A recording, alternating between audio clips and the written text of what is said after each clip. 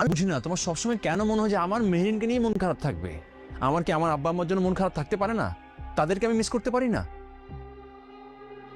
সায়রা, আসসালামু আলাইকুম বন্ধুরা, আজকে আমি রিভিউ করব একটা আমাদের গল্প নাটকের এপিসোড 33-এ, যেখানে সম্পর্ক, অভিমান আর পরিবারের টানাপোড়েন আরও ইমোশনাল হয়ে উঠতে যাচ্ছে।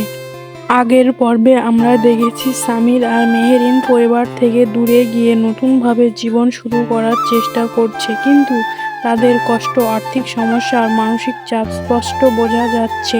অন্যদিকে পরিবারের মানুষরাও ভেতরে ভেতরে তাদের খুব মিস করছে। এপিসোড 33-এ সবচেয়ে বড় বিষয় হতে পারে পরিবার নরম হওয়া। বিশেষ করে মা চরিত্রটা বুঝতে পারছে তার কঠোর সিদ্ধান্তের কারণে সংসারে ভেঙে গেছে, তাই সামনে হয়তো স্বামীকে ফিরিয়ে আনার চেষ্টা শুরু হতে পারে। অন্যদিকে ফাহাদ সায়রার সম্পর্ক পরিবর্তন আসার ইঙ্গিত আছে। সায়রার অভিমান ধীরে ধীরে কমছে আর ফাহাদ তাকে বোঝানোর চেষ্টা করছে যে অতীত নয়, বর্তমানটাই আসল। তাই এই পর্বে তাদের মধ্যে কিছু সুন্দর রোমান্টিক মুহূর্ত দেখা যেতে পারে।